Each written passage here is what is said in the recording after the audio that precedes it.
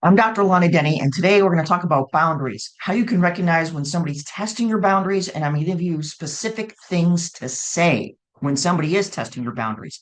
So, first of all, let me tell you how this came up because I've encountered this twice recently, one with a woman, one with a man.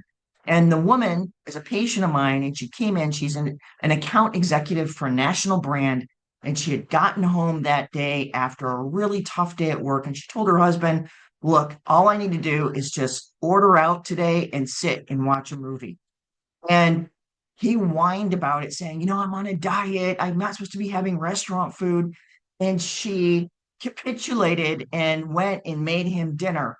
And afterwards, she felt not good about it at all. And she had to talk with him like, hey, you just really ran over my boundaries.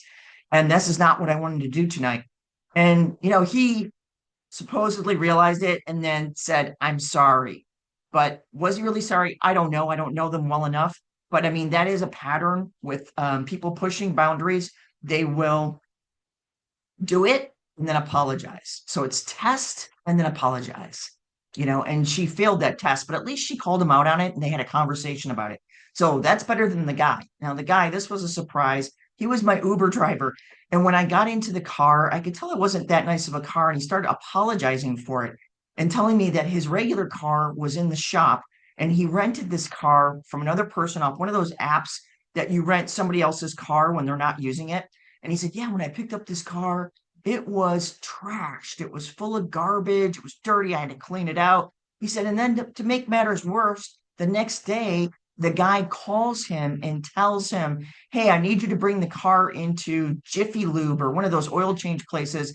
The guy had already paid for the oil change online and is now telling his renter, the guy renting the car, to go take the car in there and get the oil changed. And this Uber driver was complaining about it to me. Yeah, that wasted an hour and a half out of my day. And I said to him, why did you do it? I said, did he give you extra time on the car? Did he offer to refund some of the money? And he's like, no, no. And I said, the guy's name was Jose. Jose, why did you do it? Those are the precious minutes of your life that you will never get back. And you let some stranger, some guy you've never even met before, talk you into going to get his oil change for him, in addition to making you clean out his car. And that Uber driver sat and thought about it. He's like, I'm just way too much of a people pleaser. And I think people walk all over me, and I really had compassion for him. And you don't want that to be you. So here you go. Here's your tips.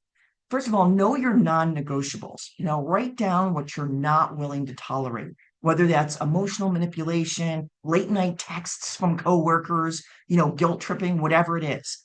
And then rehearse your responses in advance. So here's some favorite ones.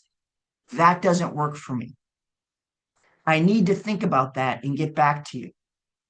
Or a simple, I'm not comfortable with that. Look at and recognize when people are testing your boundaries, right? Because people can test your boundaries in subtle or non-direct ways. Maybe making jokes to downplay your boundary, repeating the same request after you've said no. That's really common. Acting offended or trying to guilt you, escalating their behavior to see if you'll fold. And once again, you can respond with calm. Don't try to justify your choices. You do not owe them an explanation. You can say very simple things like, I hear you, but I'm still not available for that. I'm not changing my mind. I get that you're frustrated, but I'm staying with my decision. Now, why this is really important in the world of self-defense, because I tell you, many predators, especially serial killers and sexual offense offenders, will first test your boundaries.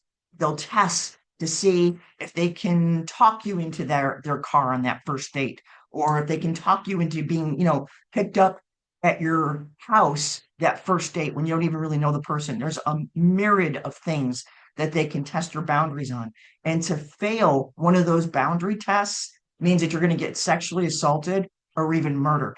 So this is really important that you master this. And just in your day-to-day life, it'll make you a stronger, more confident person and not hating yourself for letting somebody else take advantage of you like Jose did. Okay? Hope that helps, and I'll see you soon.